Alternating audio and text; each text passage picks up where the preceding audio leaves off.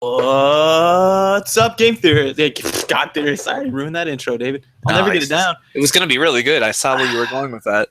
I've been trying to keep it interesting, tried out different ones, but I screwed it up. Actually went under my desk and then came up, like I was being levitated. Enough of that. How was your week, man? It was good. It was good. Back in school, back in business, so back in normalcy. Okay. Is that a good return or a bad return? I like going back to work. I kind of miss teaching the kids. It's weird when you actually don't hate going back to your job. Oh, well, I do. It's not a condition I'm really familiar with up until now. Yeah, I can imagine. Well, so there's been a lot going on, but the most biggest thing to any intellectual. Now, it's the biggest thing I think probably in the news has been this Oregon standoff thing, man. Yeah, complicated story, and it hits my interest buttons because I'm an ex-Mormon, and these guys are Mormons. So I've got that kind of, it's very rare we get some terrorists or extremists or whatever you want to call them from the Mormon camp just because they're such a minority religion. I mean, there was the Mountain Meadow Massacre, but it's been 100+ years since that. Yeah, that was particularly fucked up. I remember when I ran across that, and I was like, does anybody know this is a thing? And they're like, shh. And I'm like, what do you mean, shh? Lots of people. Yeah, shh. Happened on 9/11. But we were totally picked on for no reason. I'm not sure, though. But, yeah, this Oregon standoff thing. They're Mormon. I didn't even know that until literally today. Yeah, the media, I mean, unless you're Mormon and you're in kind of the circles I'm in, or former Mormon, the media's not really playing up that angle very much. It's weird. They don't really talk about religion influencing extremism unless it's a certain religion. So we don't really get to hear much about their faith and how that might lead into it. Although there is a pretty good article from, BuzzFeed, that kind of goes into the backstory of how Mormonism feeds into this story, which I'll be kind of summarizing today. Oh, that's cool. Yeah, for me, it feels more of like a conservative to liberal issue, but I'm interested in seeing how religion plays into this whole thing. But, yeah, and the lines get blurry between where Mormonism stops and where conservatism begins because they've been in bed with each other for so long. Yeah, although that's homosexual. So yeah, it should be abhorred by that. I'm just assuming conservative and Mormonism are both represented by white males. Weird. Yeah, that would probably be true. Okay, just assuming there. Cards on the table. Here's my assumptions, folks. So cool. a lot of what I've learned about this comes from a former Mormon podcast called Infants on Thrones. So I'll be kind of pulling a lot of information on the backstory from that. So those of you who do not listen to that podcast, if you are interested in Mormonism from a non-religious angle, it's a pretty interesting, well-produced podcast. Cool. Oh, yeah, and you're officially an ex-Mormon. I am. I've got my letter and everything. I put it up next to my shrine to Liam, so it's official. Yeah, it makes sense. Got to start the day off right. A little bow to Liam, a little flip off to the Mormon church. Yeah. Yeah. Okay. Well, let's get started, man. There's a lot to talk about because it's really. I thought this was like a cut and dry, real simple. I was like, here's a bunch of, what do they call them? Al-Qaeda, Vanilla ISIS, Yokul Haram. There's a lot of kind of joking names about them, making fun of the sort of redneck rancher angle that they are taking. Yeah. But as I got into it, there's a little more nuance to it than I thought. Not to say that that's necessarily that the conclusions aren't correct or that they aren't or aren't, but it gets a little sticky. Yeah, like most things, it's not as cut and dry as it seems. Although I do think we can safely come down on a side on this one. Well, spoiler, so we won't. No spoilers. So but which side will it be? So let's get into it. So Mormonism, that seems like the most appropriate chronological thing to start with. Yeah, although. Yes, we'll start there, but it also has to do with government land ownership in the West, so it's kind of coming at it from both angles. So we'll start with Mormonism. And the Ammon Bundy, this guy has been in the... Well, first, maybe we should just talk about the situation in case people don't know what's going on. That's a good idea, yeah, let's do it. So we're talking about the standoff where a bunch of people kind of showed up to what some of them were told was going to be a peaceful protest, and then they kind of felt like they were ambushed into a armed protest when they got there. So that's kind of interesting. But there is a bird watching reserve in Oregon that has been forcibly invaded by a militia group, Oregon ranchers mostly, and they are armed, but they have said that they will not be harming anybody. It's a peaceful protest, but it's kind of a mixed message because they've said they won't be harming anybody, but also they won't leave if they are told to. Which, when you're bringing guns into the equation, makes you wonder how peaceful it can be if those are the wind conditions. Yeah, just a little commentary. That'd be like saying, "Now I'm not going to stop you from, or no, I'm not going to get violent, but I will bring my rifle and put it across my legs here, and if you try to do anything, I will shoot you." Right, but that's on you. You walked into that. It reminds me of The Simpsons, where, and I'm not saying this is exactly appropriate. I know what they're doing is actually totally legal. You're allowed to bring your weapon anywhere you want, and you're allowed to defend yourself if you. Hold on. Well, that gets murky. Anyway, yeah, totally legal. Nah, that's totally legal to bring your rifle anywhere you want, per se. True, even in a group. But what's not, or what's silly about that is it's sort of like The Simpsons, where I don't know if you saw this one, where Bart and so I'm just gonna throw my arms out, and if I happen to hit you, that's your fault. And he's like, "That's fine. I'll just start kicking the air in front of me, walking towards you, and if you run into him, it's your fault." And of course, they get in a brawl. Yeah, it's clearly it's a mixed message. So yeah, they're showing up. So what are they protesting exactly? The background of this are there were some ranchers who allegedly did a little poaching on government land, and to cover their tracks, they allegedly set fire to, well, I don't know if allegedly, they've actually been convicted of this, arson to government land, burning down their some acreage in Oregon.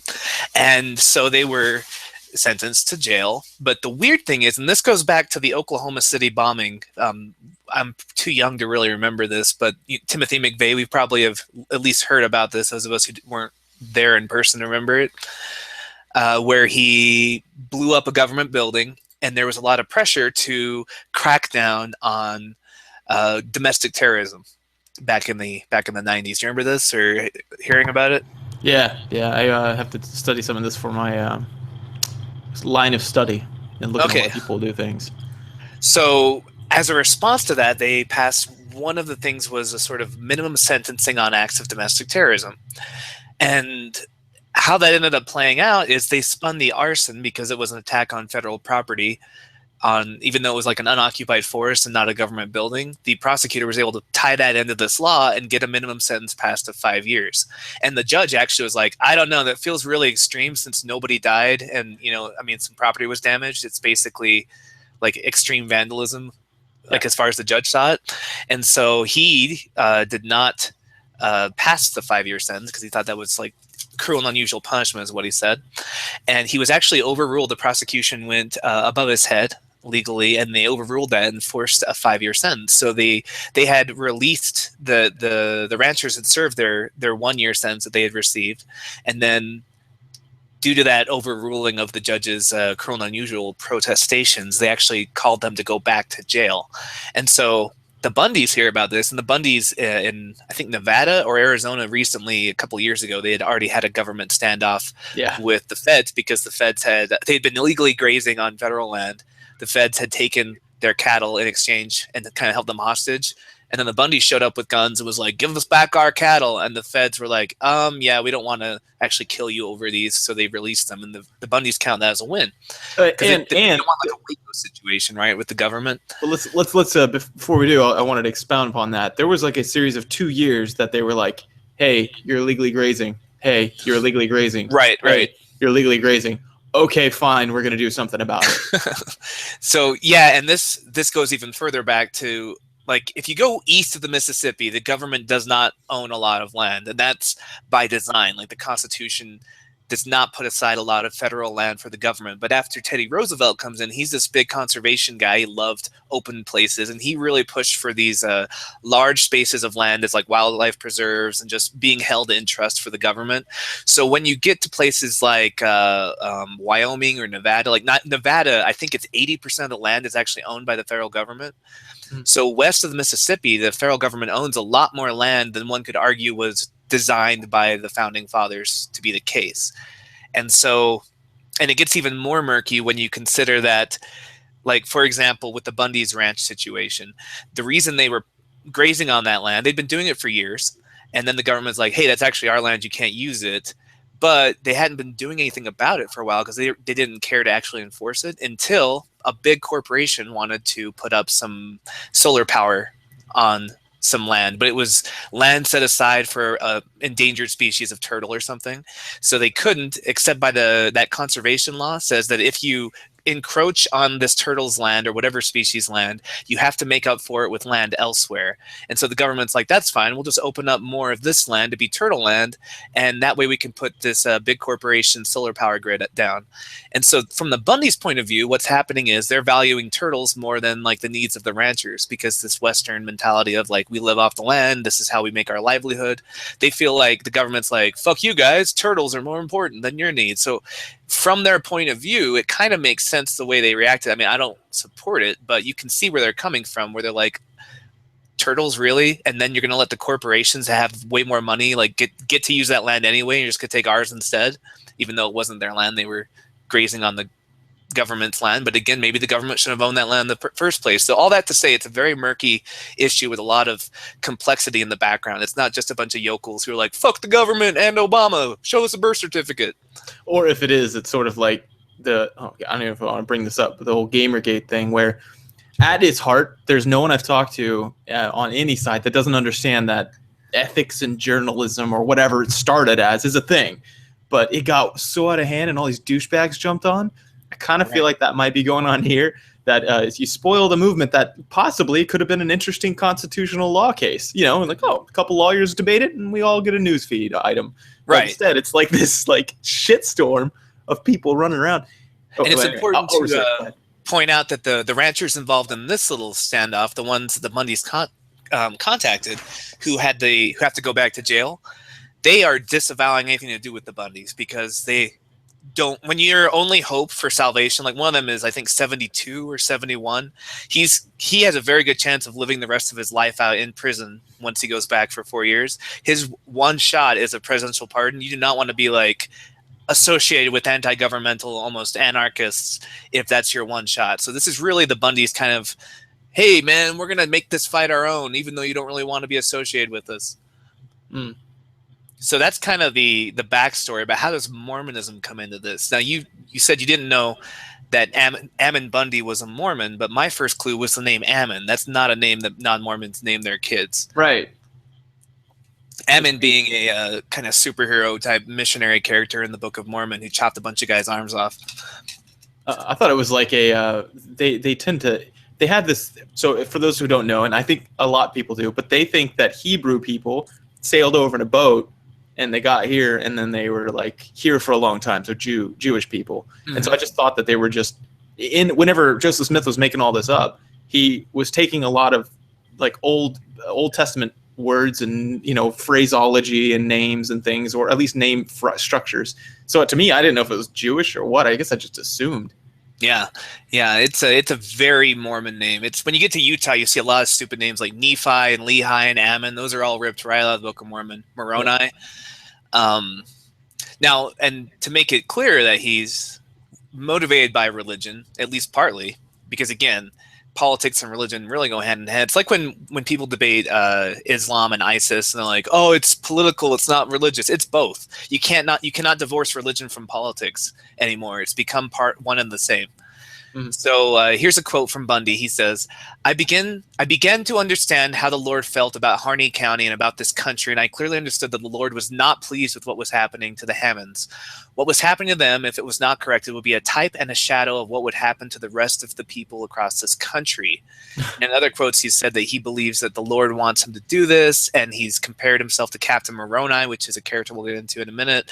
But it's very clear that, at least on some level, religion is playing into his thinking here. You cannot just say that. One of the things I hate about liberal apologists is they'll say, oh, well, they say it's motivated by religion, but it's actually politics. We can't take them at their word. Yes, you can. Sometimes it is both. It's politics and religion. In this case, it's both, I think. It's a conservative mindset, but it's also, he feels like God is telling him to do this. And so the Mormon Church, in reaction to that, released a statement saying, hey, Scripture does not support you guys. We're not backing you up on this. You're doing this on your own. They're really trying to distance themselves from this guy because nobody wants that press, right? Like a Mormon nut job takes a federal building hostage. Yeah. Before we go any further into this, I wanted to get your thoughts on the idea of calling them terrorists, because a lot of people have been giving them grief about like, oh, if they were brown people, we'd call them terrorists, but we're calling them militia now. And so what do you think? Does the term terrorist apply to this situation, or is this a double standard, or what are your thoughts on that?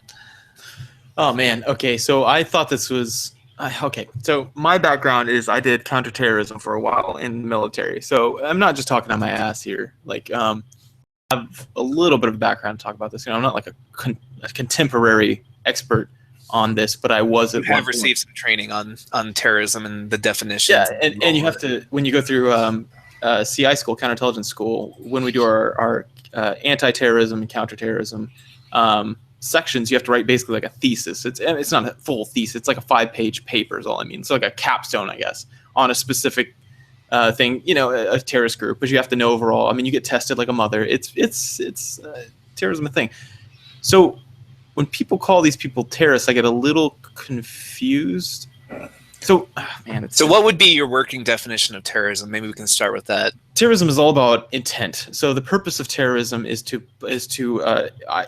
forward some political or religious ideology through through making people scared. So in other words, if I put think about Godfather, the horse head, right? In your bed, that's terrifying. You're like, oh my God! Not only were they here, they took this prized animal of mine and cut its head off just to show they could touch me. So you're using fear to try and change my behavior. Yeah, or exactly, or just stalking someone, or honestly, some stuff that police do, I've labeled a couple times terrorism. Where they actively shout you down and things and like try to scare you, pull a gun on you. I'm like, that's straight up terrorism, bro. Like it's low level. So is there a difference between intimidation and terrorism, or is it a spectrum? It depends. It's a spectrum. It's like an extreme violence is.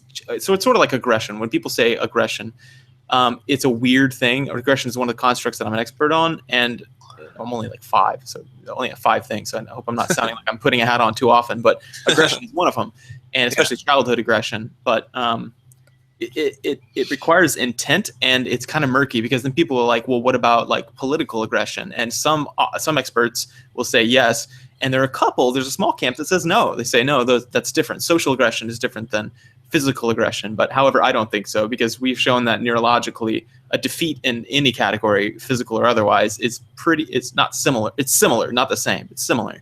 Anyway, but the threat of violence is necessary. It has to be some sort of, or it's necessary for terrorism, not necessarily aggression, but that most people agree on that. So the threat of violence was here in a sense. They were like, we'll defend ourselves. Right. But however, I draw a distinction there because I'm the same way. Like if I went to a biker bar and somebody like started hitting on my wife or something, and I'm like, oh, and she's like, oh, I'm married. And then the guy's like, oh yeah, he puts his hand on her leg or something. I starts acting aggressive, and I'm like, hey, dude, is there a bouncer here or something? And they're like, no, we don't have a bouncer, privately owned. Sorry, deal with it yourself. And I'm like, okay. And then I'm like, hey, can you? She said she was uncomfortable, and the guy's like, I'll kick your ass. I'm like, I don't want to fight you, but if you come at me, I will fucking destroy you. I've been training martial arts most of my life. I'm gonna hurt you bad. This could be that same situation. It's hard to tell, but either way, none of us knows their mindset, right? We're all guessing. Right. So my guess is that Mormons aren't typically hyper aggressive.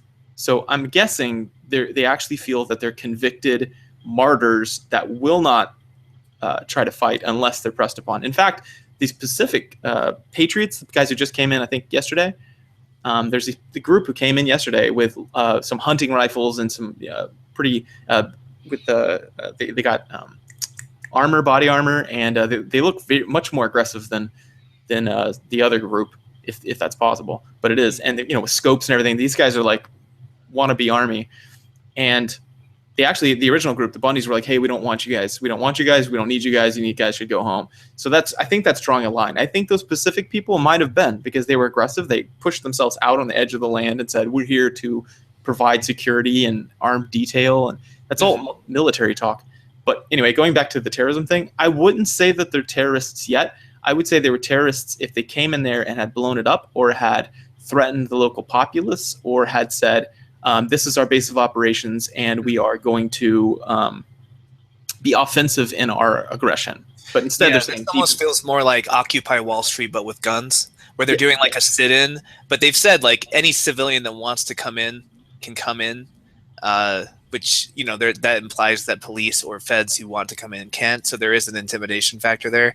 But I would almost label them extremists in that they're taking a Mormon theology that I'm going to go into later and taking it to its logical extreme. But I don't know. I feel like terrorism might be stretching the definition, or at least the working definition, too much for my taste. Yeah, so when people say race comes into play, my take on that is, and I'm not an expert in this, but like my take on that is that I think that it does, in the sense that hold on. I think there's more than, anyone that says race, I automatically think culture, because race has very little, there's no definition of race, no biologists, no ethnographers, no sociologists. It's a cultural construct. Yeah, no psychologist, no expert in anything ever with any repute ever will say race is a thing. It's not a thing, okay? So when people say it's a race issue, I automatically go, okay, they're dumb. Not they're dumb, they're lay people trying to describe cultures. Mm-hmm. So when somebody says you're racist, you're really a culturist. So for example here, you won't see, you don't see a lot of black people dressed exactly like they are in these, they're wearing, so there's this thing called a schmog. When we were in Iraq, there's this traditional type of headdress you can wear in snowstorms or sandstorms and things, and you can wear it over your shalag. I can't, man. Okay, so this is shawarma. It's shawarma. Yes. Okay. Yeah. I think that other thing might be a D&D thing. Anyway. So cloak of protection +1, I think you're thinking of. Yeah, and for them, whenever you're over there, the indigenous people will take it and wrap it around, kind of like a ninja mask, So when the snowstorm comes, they're pretty much set, and they can wear sunglasses if they want, but you can actually hood it quite a bit, where you're usually fine. Mm-hmm. It's very functional, and so the military folks like us started wearing them. Some people, if they thought that they were going to be in a lot of convoys and things. Yeah, so it's almost like since it's usually a convoy, people that wear it, or the people that are out there for a while. It became like a status symbol almost. It's weird. So when people wear it here, I'm like, wait, what the fuck? First of all, you're not military. Second of all, most of them never were and have lied about it.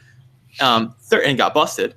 Third, even if you were, it doesn't serve its purpose, which is to cover your face. So you're a poser. If there was a guy who was finance in Iraq and stayed on base all day, and he was finance and he was wearing one of those anywhere, people would ridicule him to death. So that just shows me that these people are mostly posers, unless they were like the actual special forces. But the whole thing just seems like dress up pageantry. Yeah. So for me, it's kind of offensive, because I'm like, those serve purposes, you dumbasses, and you look like an idiot. And they carrying the rifles certain ways. Oh my gosh, all of it's a shitstorm. There's a couple people that are okay. One guy was wearing I can show you. Look at the stuff that the people who showed up yesterday. One of them was wearing the captain symbol sideways. Sideways. I was like, oh fuck, you're not a captain, you're wearing it incorrectly. What is going on? Anyway, it's like when the Salvation Army names themselves stupid military titles. You're like, you're not in an army though. It's not a real army. You're not actually a general or a captain. Yeah, so there's a lot I'm clearly peeved about here, but terrorism, I'm gonna have to go ahead and rein in. Okay, so race, is that a thing? Do I think oh man, this is so hard. So is the skin color in and of itself affecting this? I don't think so. Is the culture affecting it? Possibly. There's this long-standing contention between law enforcement and people typically that are ethnically black. See, even that sounds weird. That are so. This is difficult. So when we look at things like this, it's like if a man came from Harvard and he's walking off the campus, black or white, and he's dressed in a tweed jacket with a thing, he will sometimes, occasionally treated differently, but typically not. There's more of a ideal of a young black man dressed a certain way that seems naturally dangerous, which that is the problem. That's the problem.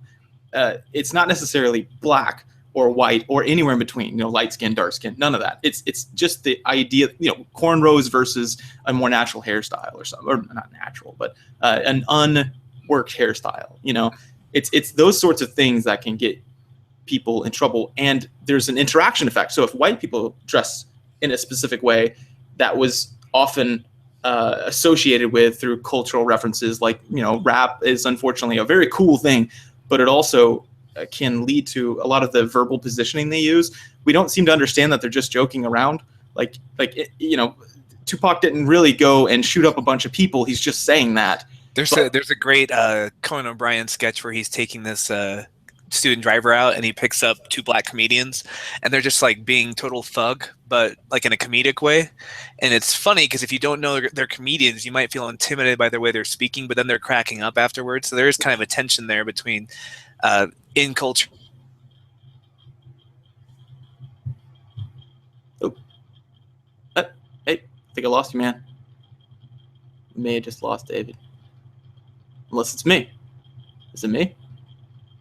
Did I lose it? I'm going to test my connection, guys. Sorry about this. Looks like my connection is okay. I will give him a message. Sorry about this delay. I think we'll edit this out. Really lost him. Look at this stupid face over there. Frozen like an idiot. Oh, I lost you. Are you still on it? Because I'm live. I'll try to rejoin. I can't. It's in the middle of it. I'll give him the link. See if this works.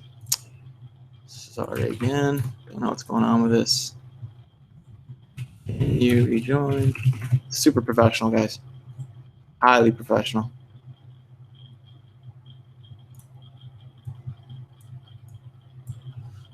Can you rejoin?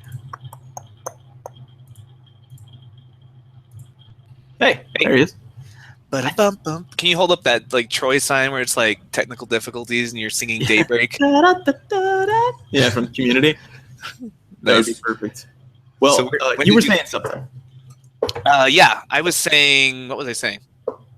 I was talking about ethnicity and the fact that Conan O'Brien, when he has the 2 black comedians in his car and they're trying to speak very thug and ghetto for comedic value, and then they're cracking up afterwards. But if you don't know, if you're not familiar with the culture or the in group, you're just on the outside. Some of the people were kind of intimidated or scared by their what I thought was like a hilarious sketch comic. Yeah. So there's that effect going on, and I mean, there's a lot of interesting things going on. It's just difficult to talk about it because there's such the race relations in the U.S. is just fucked. It's fucked, or more like cultural problem. You know, here's a good example. There's a interesting phenomenon that we were looking at in multicultural, where when President Obama was, started swinging up in the polls, people were happy about him. There was a group of people. There was a large group of African Americans who were disassociating with him, saying he's not a true African American, or he's not truly black was the term they used. And that's interesting from a psychological perspective because it's like, well, why is that? What is it about him? Obviously, he is. He's half black. He's clearly is legitimately someone that they would typically describe to that ideal of race. What is it that all of a sudden that he started behaving as that you've disassociated yourself as? It's interesting. But, who cares? This is all academic terms, and I understand that this can be way inflammatory if you don't have all the – well, it doesn't matter. You guys don't know me. But so here, the race – does the race necessarily matter? Yes, it does, in the sense that there are studies that show that there's a sort of a not precognitive, because everything's cognitive, but almost a pre-aware association we make. But we also – what's that? Like pre-conscious, before you're really aware of it. That's a good word. You must be an expert in mental health. Yes, I've received many hours of listening to you talk about it. Yeah.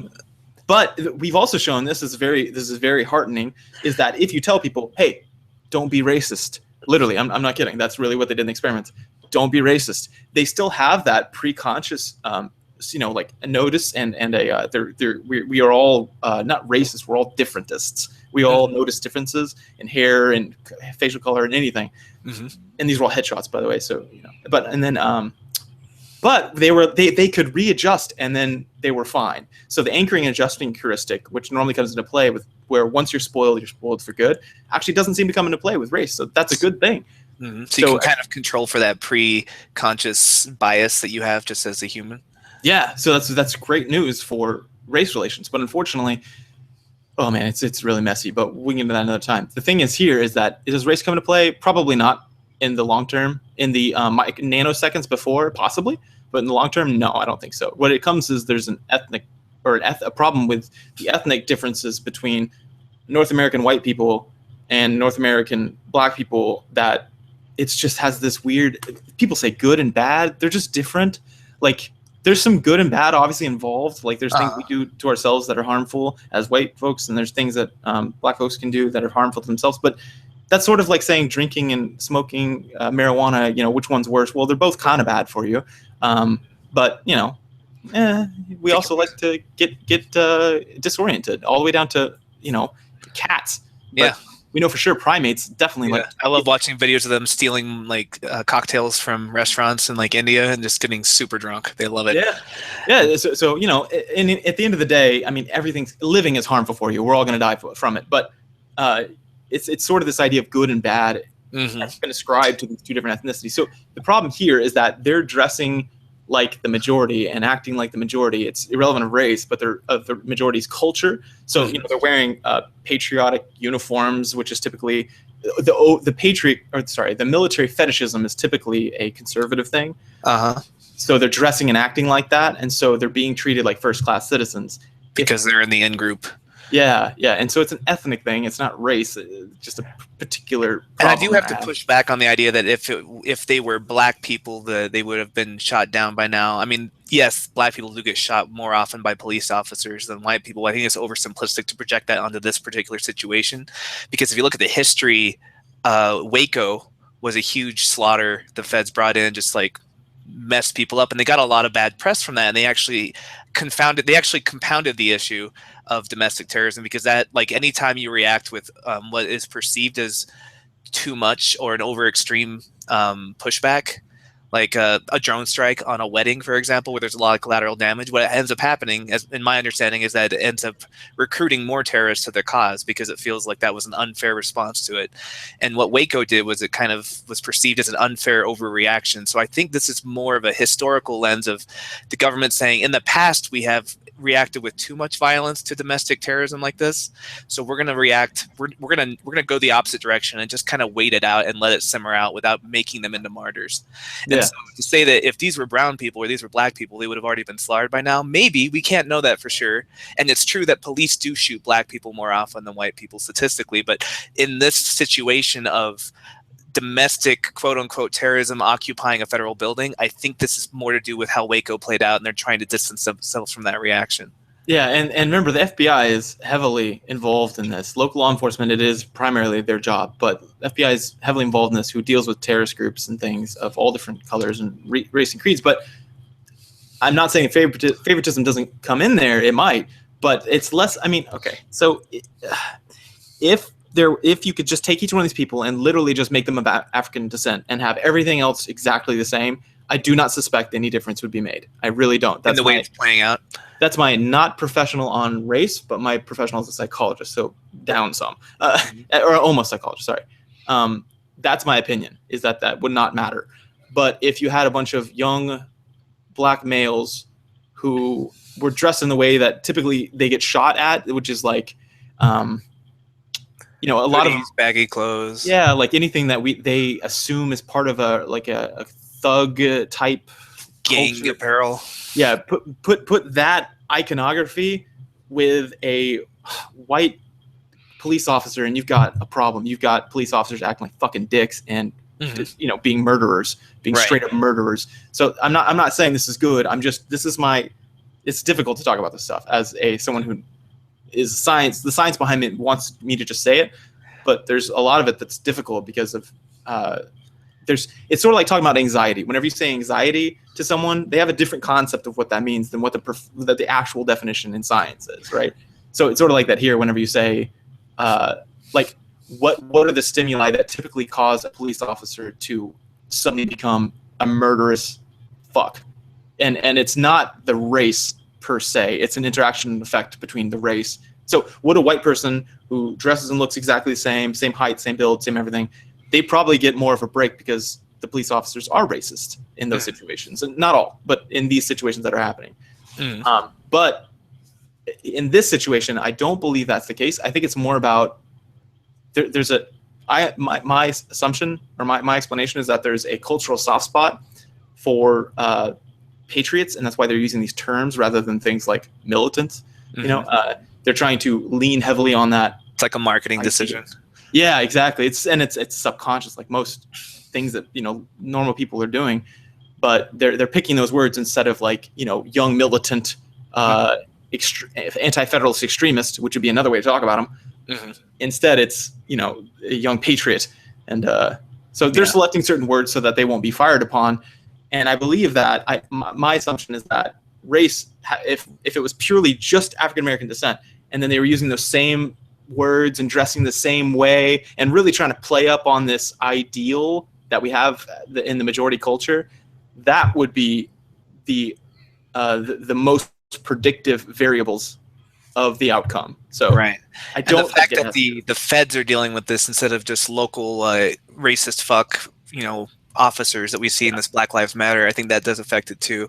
And also they've actually been really smart about this. This is why, again, I think they've learned from their mistakes with Waco, is that they're not dealing with them directly. They're dealing through a local sheriff who is just a good old boy looking guy. Like, he's very kind and he seems like a one of the boys kind of thing, where it's like, hey guys, you really should stop. And it's someone that they would more willingly work with, instead of, there is a lot of anti-federal big government sentiment out west. It's just part of the culture. I mean, since cowboys and settlers and everything, people move west to escape Washington, D.C., not to get closer to it. And so the Fed's decision to kind of negotiate through the local sheriff, who is a sympathetic character, who is a kind looking character, who is on their same social class, and he's just like, hey, I grew up here too, I'm one of you guys. Like, that is also, I think, part of factoring into how this is playing out, and which I think is just a smarter response than how they've done in the past. So again, I do think a lot of this, it's just the government has gotten better at dealing with this level of quote unquote terrorism or extremism. Yeah, and I would like to make a caveat, sorry, not to return back to this, but so whenever you talk about anything sensitive, like like rape, like gender relations, race relations, you really have to add in a lot of caveats, because I've seen good people, I've seen bad people get called out, but I've seen good people get totally misunderstood. Like poor JT, there was a point where they started quote mining and they made him sound like a monster. And I was like, oh no, I've known JT my whole life. He's the most soft-hearted dude. No, that's not the case. So the thing here, I want to make definitely a caveat here. There is definitely a problem with race and law enforcement. Absolutely. You'll see it all over my Facebook page, all over everything I talk about. It's definitely a problem. However, I don't think that in this situation that race purely is the problem. Also, is there a problem that we see so if you dress like people that the cops have assumed means a dangerous person, which is a young black male dressed in the typical like urban garb, they associate that with aggression and with danger. Is that a problem? Abso-fucking-lutely.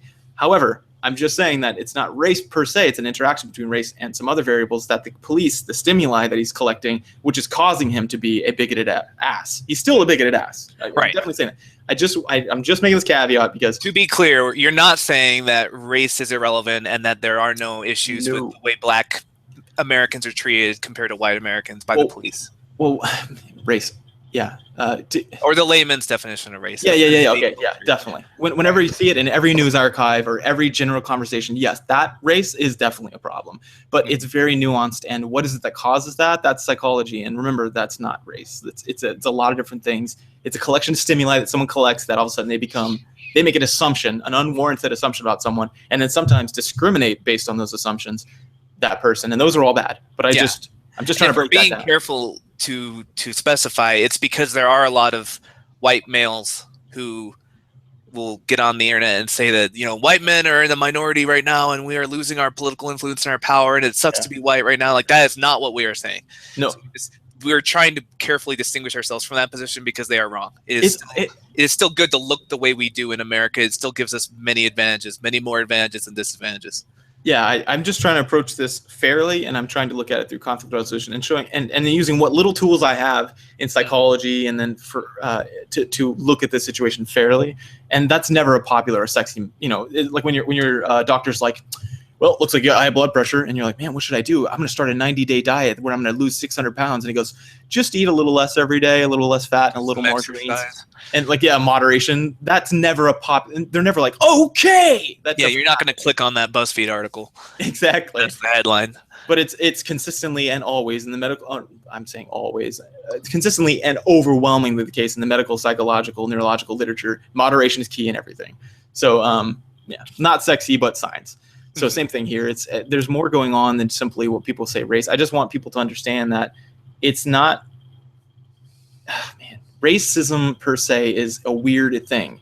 Don't break it down so easily and then just attribute it to people and say like that person is a racist. Some people are legitimately racist. They think that being black or being Native American or being Hispanic somehow makes you inferior. Right. And that's straight up racism. But there's also a lot of people who we found through psychology that you can test people who think that they're above all that, including college professors are like, oh no, I have no racism in my body. And they truly don't seem to. They have no discrimination. But then you test them on those pre-conscious problems and they still have them. They still notice differences and can do in-group, out-group based on not race, but anything. It could be large eyes. It could be like upside down. Haircut, yeah. Anything you manipulate, they'll see it as in-group, out-group. One of those is skin color. But that's not all. Even if you're similar skin color, let's say you take a tan Hispanic person and a lighter skinned African American, it's not just that. There's a lot of things. There's skin folds over the eyes. There's nostril size. What are all the things there's a couple just that people assume have to do with race and that fall in a gradient, that if you start manipulating those, people will go, oh, it looks like a white, like if you take a European American person and then you start manipulating eye folds and like jaw size and a couple of things like that that we traditionally attribute to race, people will start assuming they're of a different race when they're not. So it's not racist. I just wish people would stop worrying about it. It's not that we need to focus on. Like, that's important, but it's more about what is it that people are attributing to race and what are the stimuli that people do that for. Let's uncouple those systematically and then we'll be fine. But I know that's not a sexy answer, and it doesn't help because right now it's so inflammatory to even talk about it. But right. Anyway. So, long story short, you would not use the label terrorism no matter what race these people were in this situation. No. Although I think that it's a separate question to ask, would the media do that? If it was like Arab Americans, or not Arab Americans, that's, I'm sorry. Arab Americans, that's right. Right. When people say Muslim Americans, I'm always like, what are you doing? No one says Christian Americans or Irish Catholic Americans. What's wrong with you? Arab Americans is a racial thing, racial ideal, and Muslim is a religion. So yeah. There are a lot of Asian Muslims. They're not the same. Right. So yeah, okay. Just wanted to because I wanted to get your opinion on that, because I felt like it was a bit of a stretch to be like, Mormon terrorism. And I was like, no, Mormon terrorists were the Mountain Meadow Massacre, where they slaughtered everybody to send a warning saying, like, don't fuck with us, government. Like, that's definitely Mormon terrorism. This feels like Mormon extremism, which is a word the media should be using more, but I don't think it's the same word. Yeah, and do you condone their actions? Right. Do you? No. Well, yeah. Exactly. So there's that thing. But Mormon extremism, why do I say that? Why am I bringing Mormonism into this, besides the fact, because you could say, like, it could just be coincidental. He's a Mormon. Also, he's a conservative, extremist militia member. Right. So to understand why Mormonism comes into this and how, you have to understand, first of all, Mormon history. They have been in conflict with the government for a long time, since the inception. Joseph Smith, he organized something called the Nauvoo Legion, which was sort of his own militia group to stand up against Missourians. Who, there's this thing called the Missouri War. Look it up on Google. But basically, Mormons and the Missouri militia had a lot of battles, and people died on both sides. And Joseph Smith made a lot of prophecies about how the United States government was corrupt, and they would be punished for their sins if they didn't repent. And Brigham Young did the same thing. The government, there used to be a blood oath in the Mormon temple ceremony that said that we would not rest until the government pays for the blood of Joseph Smith, who died while under government protection in a jail in Carthage. So there's a lot of early on kind of anti-governmental sentiment from Mormonism. And in fact, part of the reason they're in Utah now is because they were chased out of the American frontier. I mean, they left America, basically. They went to Indian country to start their own little kingdom of Zion, and it didn't become a state until much later. So there is a lot of kind of political tension in Mormon history, and it carries on kind of through Mormon scripture. Do you know who Captain Moroni is? Do you remember enough from your Mormon days? I remember Moroni's promise and the fact that Moroni was one of the leaders, but I don't recall the specifics. Yeah, okay, so there's actually two characters named Moroni in the Book of Mormon. And one of them is the angel Moroni, who appeared to Joseph and showed him where the gold plates was. He was the last character in the book, the guy who wrote like the very last page. And that's where Moroni's promise comes in. Now, Captain Moroni is an earlier figure, and he is very much kind of who they're kind of modeling themselves after. So a little bit of like brief backstory, Book of Mormon stories that my teacher told to me kind of thing. There were these group called the Gadianton robbers. And so if you can picture the mafia combined with the Illuminati, combined with like every government conspiracy you've ever heard of, that's the Gadianton robbers. They're actually kind of modeled after the Freemasons from Joseph Smith's time, where it's just kind of shady underground group that's corrupting the government from within. Or at least that's how the 19th century Americans tend to view the Freemasons at the time. Mhm. So these guys in the story, they have kind of taken over the government. Now the government is completely evil, right? They're passing evil laws. They're neglecting everybody. And then you enter this guy named Captain Moroni. And Captain Moroni is a general. Think Caesar, right? He comes to the empire at its time of greatest crisis and saves it. So he tears off his cloak and he writes, "In memory of our liberty and our wives and our children and our freedoms." And he threatens to overthrow the government over its, quote, indifference concerning the freedom of its country. And so he's touted as like a huge hero in the Book of Mormon, right? Like when you're a little kid, you can buy action figures of Captain Moroni. You watch cartoons of him fighting the wicked Lamanites and Gadianton robbers. So he's definitely brought up as a guy who threatens to march against the government, and I'm going to quote again, and stir up insurrections among you, even until those who have desires to usurp power and authority shall become extinct.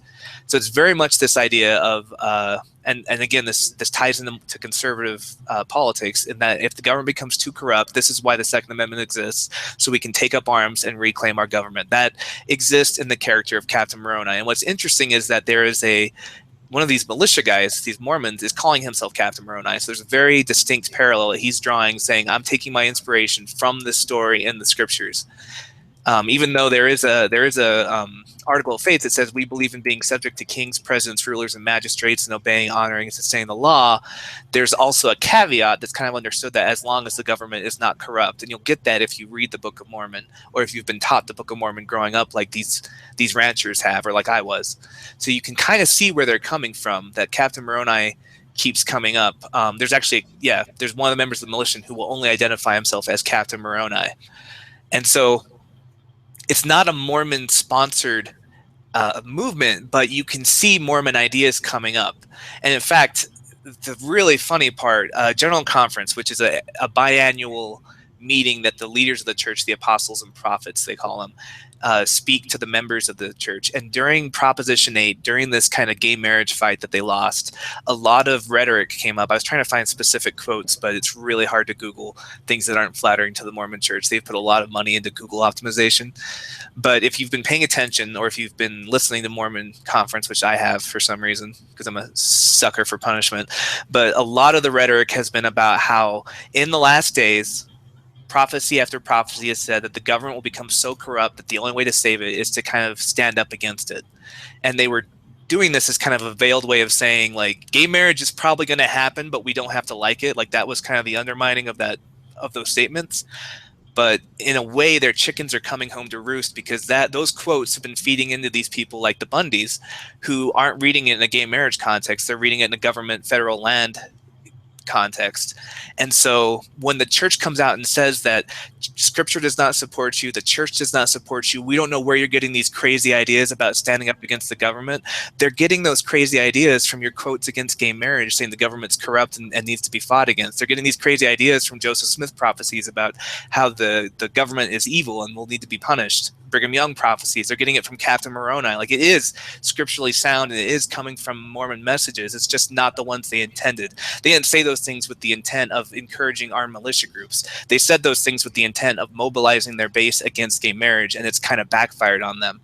So it's a little disingenuous. I mean, it's politically prudent to distance yourself from that, but to say that they are just making up crazy ideas about standing up to the government, that is not the case. They have been getting that message consistently all the way back to Brigham Young, Ezra Taft Benson. Every Mormon prophet, you can find all kinds of quotes that will support the Bundy position here. So they're not coming out of left field. Mormonism is feeding into why they're doing this, and that's why the quote says from Bundy himself, I feel like the Lord and scripture are on my side on this. He's not crazy when he says that. Wow, that's really interesting. I didn't tie any of that together. I didn't know any of that. Yeah, and that's something you have to kind of be in the in-group to know, because who else listens to General Conference? It's bullshit. Nobody that's not a Mormon is going to be hearing those messages. But it pulls into the larger idea that I've been saying for a while now about religion, and how any religion, Buddhism, Christianity, Mormons, Islam, it doesn't matter the religion, it's going to promote a certain percentage of its adherents into extremism or even violence. And that might vary from religion to religion. Maybe some like Buddhists might have less than Islam. I don't know what the numbers are, but every religion, everything that encourages faith-based thinking and magical thinking and the idea that God is an ultimate authority and can tell you that something is right. Go back to the Book of Mormon, the very first book. God tells Nephi to chop off somebody's head who's drunk so he can, for the greater good. Like, that is a horrifying idea. But if you think that there's a divine sanction that could make that happen, there's going to be some percentage of the population that's going to carry that to its extreme logical conclusion. And so when people say, like, why are you so anti-religion? Like, it does a lot of good. It gives people comfort. They're not factoring in the societal cost of, yes, it does give a lot of people comfort. Like maybe 99% of its adherents are harmless and get comfort from religion. That's an extreme number, but I just threw it out there. But that 1% who takes it to a violent extreme, you have to factor that in when you say, what is the cost of religion on society? That's interesting. It's almost like homeopathy, where 99% of the time it's not doing anything, so who cares? But the 1% of the time where someone dies because they trusted in it. Right, yeah, or neglected proper treatment because they wanted to take water. Well, yeah, because they took it seriously. It makes claims that they can cure these things, and if it's a curative property, then you take it when you're sick. Right. When I was sick. So yeah, I've become, the longer I've been out of religion, the more Christopher Hitchens like I've become in this idea that religion does poison everything, even relatively harmless ones. Like Mormons, when you think of Mormons, what do you think of? Well, comb over hair, knocking on your door. Yeah, real clean cut. They don't swear, they don't drink, just kind of like leave it to Beaver kind of people. Like, you would not picture violent or militia people being Mormons, but if you actually understand the ideas behind it, yes, that will logically create a certain percentage of the group who's already inclined, probably politically, to those ideas. It's going to push them into getting a dream that God is telling them to do this, and they're going to do it because they think God is a thing. Yeah. The idea of God itself is a dangerous idea that needs to be rooted out of our population, not by force, but through reason. That's really interesting. The Mormonism play in here. Like I said, I didn't even know that until today. I just incidentally ran across it and I was like, David, it's a guy Mormon? You were like, yeah. I was like, holy shit, I didn't even know. Yeah, it's a huge factor in it, and the Mormon Church is right to try and distance themselves from it, but you cannot. If anyone that studied Mormon history the way I have, it's a clear theme throughout is that the government will. There's something called the White Horse Prophecy. Came up during Romney's presidential thing, that the idea is that in some future day, the Constitution is going to hang by a thread, and it's going to be up to the Mormons to save it from corruption. Like this, if you listen to Glenn Beck, you'll hear this recurring theme about how the government is corrupt. They're not exactly calling for insurrection, but they're doing everything up to that point. So it would be weird if we didn't have Bundys pop up every so often that just took it to that level. Yeah. Huh. Weird. I've always wondered what's coming to play into that. There's a interesting phenomenon where usually the protective factor against extremism is education, but there's some variable that's interacting in there that's not true. Like the people who are carrying out terrorist attacks in the name of Islam are most of them have master's degrees. They're engineers. They've received high education, some from over here. So it's interesting because I was like, well, maybe it's because we don't know a lot about that. And so people sometimes ask me, well, what do I think about that? Because I usually do mass murder suicides. But I'm like, and now I've just been like, I don't fucking know. Here's the thing. We don't know enough. The data doesn't know enough for me to really say anything. But I have some theories. And the theories that I've tried to play out and that I've discussed with some of my colleagues is that, so if you see such highly educated extremists over there, and then over here you usually see extremists not uneducated, that's a positive predictor, we know. Well, then what is it is it something about our education versus their education? But then you go, so it's clearly they're from a madras or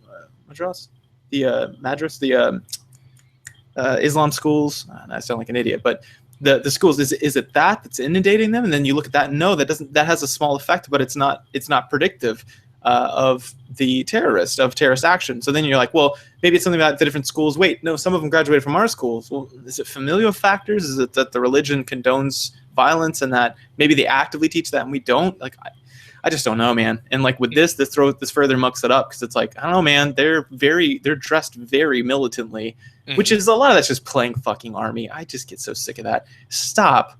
Just stop. Do you know why we dress for that? Because we're going to fucking war. Like, I don't understand when someone goes hunting. I think part of it is the wording of the Second Amendment where it says a well-organized militia, and they're like, well, that's what we are. We're a well-organized militia. Militia equals army. We should dress like army boys.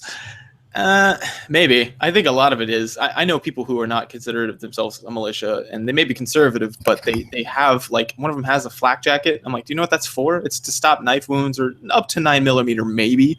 But it doesn't do much in an actual war. Any rifle can pierce that. You just look fancy. Yeah, I mean, at the end of the day, they're wearing a flak jacket to a drone fight, so it is a lot of pageantry, right? Like if the government was as tyrannical as they said, we could wipe them out without putting anybody near them on the ground.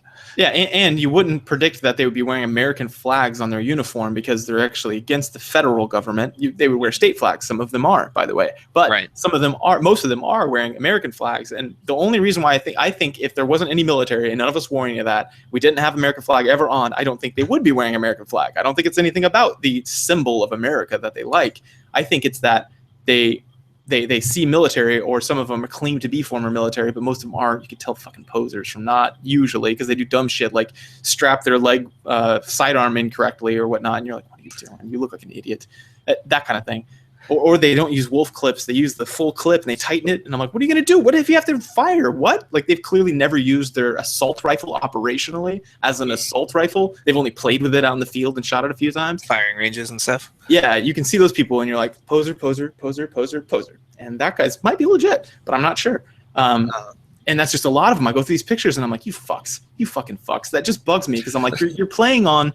You're giving military members a bad name, which already, when I say I'm a veteran, some people assume I'm like staunchly conservative patriot type, which I'm a patriot. I like the United States. Like I defend it regularly. I also see its flaws. Its many, many, many flaws. I did it because people need to do that to protect us from stuff. And I got kind of suckered into a war that sucked. And, you know, we had different ideals when we signed up than when we had to go. So what can you do?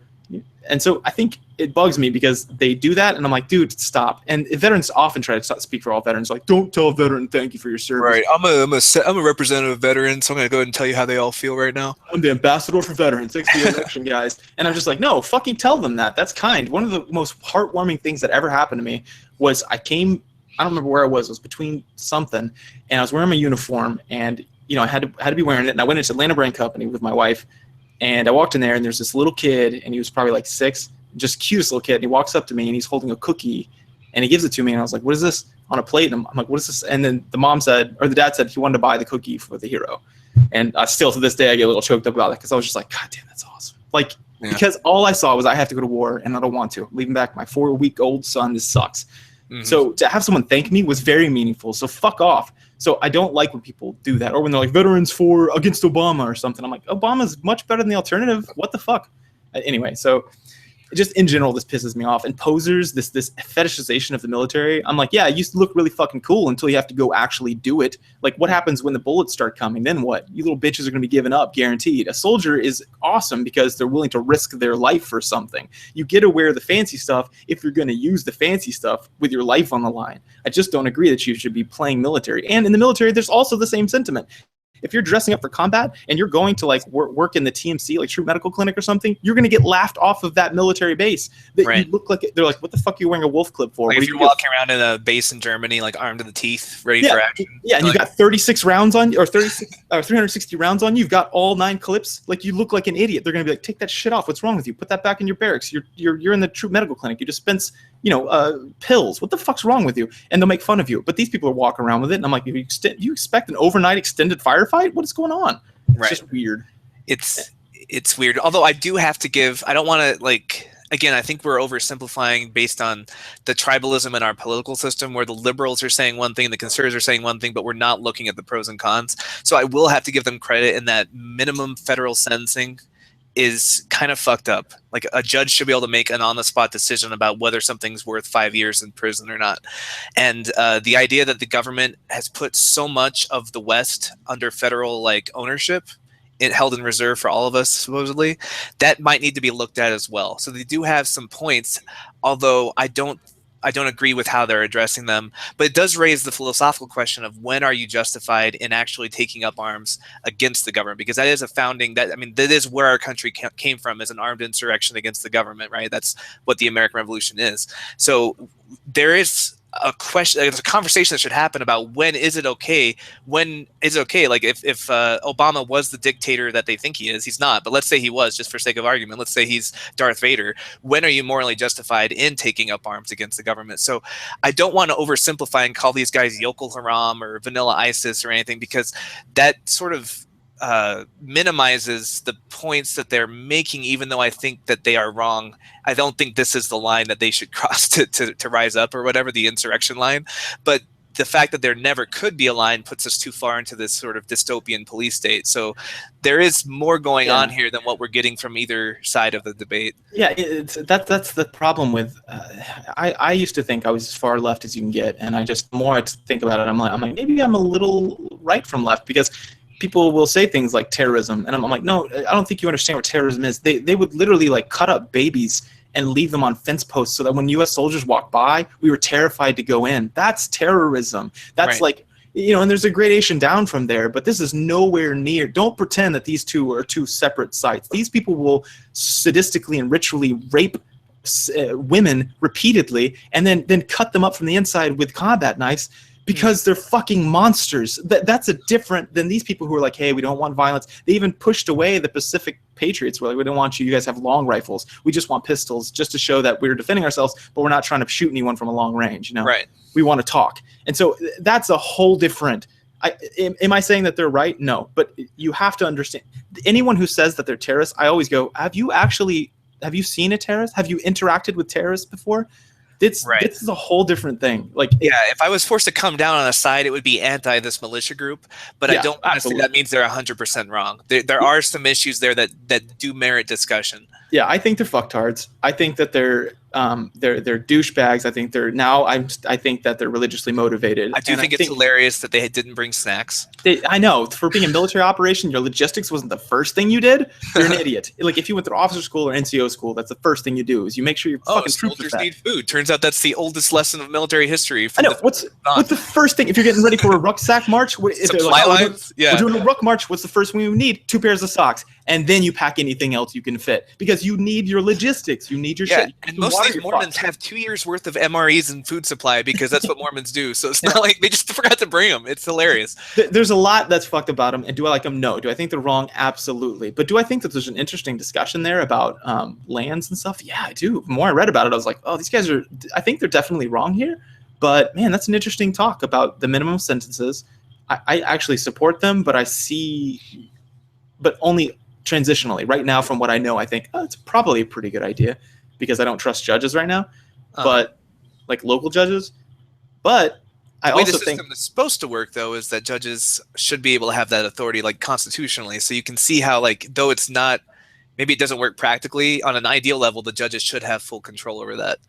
Yeah. So I think these guys are laughable. I think what they're doing is stupid, and even they know it's a long shot underneath, because they're just waiting on a governmental pardon from a guy they think is a dictator. The whole thing is silly, but I do think that there's an interesting conversation to be had they not postured like an idiot. It's like in marital therapy, when somebody ruins their point by acting like a fucktard.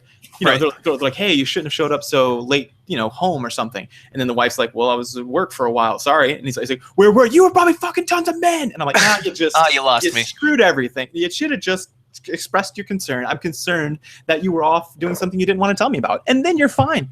But yeah, I think they fucked themselves, and they're dumb. But anyway, I just wanted to bring to point that there's a lot being said here that I just don't agree with. That being one of them, race. Race is such a weird thing. Okay, anyway, whatever. And then the fact that Al-Qaeda and stuff. I'm like, hang on, are they stupid and uneducated? Probably. Is that their fault? Probably not. The government, or the school system sucks over there. Obviously, there's some religious stuff into play. Just they're human beings with families that think they're doing the right thing. They're not terrorists. They're not going to go cut up babies. They're not doing these horrible things that are done. They started, when I was over there, they started strapping bombs onto the mentally disabled and sending them in, because they were running out of young males that could hold guns. You have no idea. These are monsters. They're just qualitatively different. We don't know anything about them, is all I'm saying. And these are people that go to school, they go home, they kiss their wives and kids, they hug them, and then they'll literally turn around and like just completely rape and annihilate a human being, and just cut them up and then cut off their heads while they're protesting, bathe in their blood. We don't know anything about them. So they're not like these people who we seem to know quite a bit about. Right.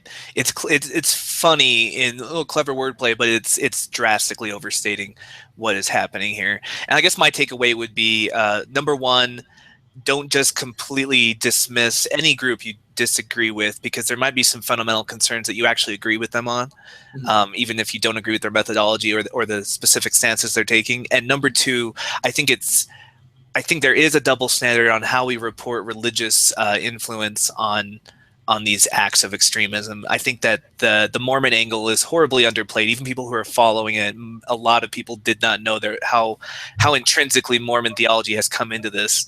And so I do think there is a bit of a double standard there, where some religions get more of a pass than others. And it's important that any sort of magical thinking, any sort of idea there is a divine capital G good out there is going to lead to immoral actions in some percentage of the population. Yeah. But do you think that that's from any ideology, or is it just magical thinking that's tied to that? I think the intrinsic lack of checks, when you can trump any argument with "I feel God wants me to do this," it's going to more often than any other sort of philosophy lead to that. Maybe every philosophy has the potential. Like maybe Ayn Rand's objectivism probably has that potential too. But I think it's going to happen more often when you have the end game of God came to me in a dream and said it's okay to cut off this guy's head to save the scriptures. Yeah, I think that being paired with that ultimate authority over and over with militant acts, in the Old Testament and, the Book Quran, of Mormon or the Quran or whatever your religious text is. Anything. I've seen horrible acts of Buddhist terrorism inspired by Buddhism and politics together. So I hate when people try to divorce and say it's just politics, it's just American imperialism, it's just whatever it is. Like they go hand in hand. It's too complex. It's not just religion. Although I do think without that Mormon background, he would not. He said the what do you call it, the trigger, what's the term used for mass violence? Oh, the catalyst model? The catalyst over and over again tends to be, I felt this way for a long time, and now I feel God has spoken to me and said I should go ahead and do what I've said. I feel like without that God thing, it's going to get right to the point, but you might not have that catalyst that pushes it over the edge. Sometimes you will, but I think more often with the God thing, it's going to happen more often. I don't know, man. You just don't see Christian extremism. You don't see Jewish extremism. You don't see Hindu extremism like you do Islam. I don't know what it is, but there's a lot playing in there. And here's the thing. Here's how I would encourage everyone to look at everything. In math, you've got this thing called a variate, right? Which is you're going to use if you're going to try to predict something, which is just like a bunch of dependent variables, things you're measuring, and you weight them in different ways until you find the magical one that has the highest predictive power of blank, an outcome. Like, what's going to make my kid the best swimmer? Calisthenics and working out and practice or whatever. Practice will probably be the most weighted in the most successful iteration of that predictive thing. Anyway, it doesn't matter. The point is I encourage everyone to look at all the variables, because so many people want to grab one and do this and go, it's race or it's religion, and I'm like, it's a lot of things. Let's talk about. Yeah, or they try to obfuscate by, you say the big one, you're like, well, I think what the deal is it might just be because they're white males or something, and white males are being terroristic shooters.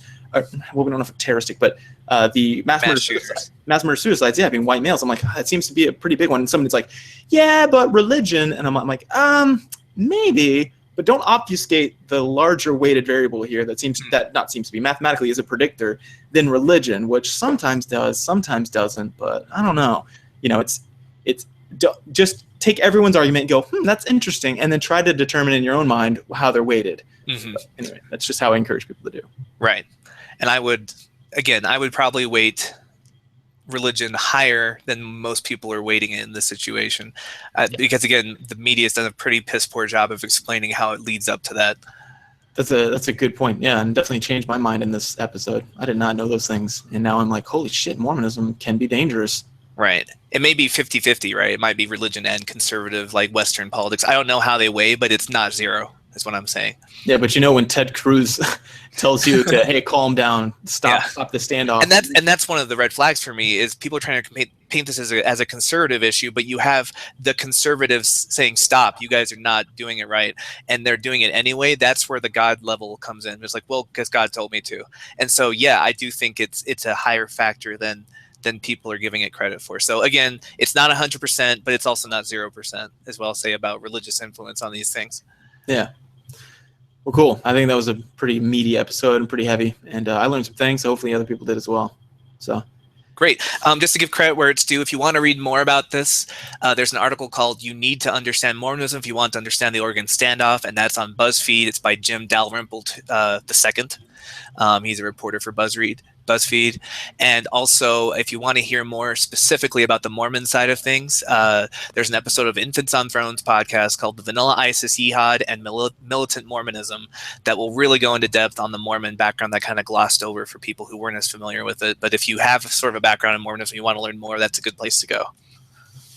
Yep. All right. Well, from my side of things, there's nowhere really to go, I guess. Except, I mean, you could look at all the seminal articles and things about our experiments on racial discriminatory things that we've looked at in the past. And also, I mean, for the Catalyst model, you can look in almost any journal on violence, and you'll probably see it. It's the prominent one. So, all right. Until next week, I appreciate everyone tuning in. This is a hot topic. Let us know what you think. There's a lot we don't have figured out. Like I just said myself, I'm speculating on like 50% of this, or no, more than that, 80% of this. So let us know. And yeah, you can contact us through God Theory Podcast Twitter, which is twitter.com/GodTheoryPod. You can go to the Facebook page, facebook.com/groups/God Theory Podcast. And the thing about that is it's a private page or closed page, so people won't see when you post in it. They won't be able to look at it, see that you're a member of the group. You can, but no one else can. So unless you're also in the group. Right. So you can post there and have a discussion, and you won't have to worry about being outed to your friends. That does make it hard to find. So if you want to join the group, that's facebook.com/groups/God Theory Podcast, and we will send you an invitation once we get your request. Yep. And finally, you can also send us an email, the antiquated system, but we still appreciate it. It's God Theory, the God Theory Podcast @gmail.com, and it's attached to this YouTube page. So that's it. Comment, let us know what you guys think, and we appreciate you guys listening in.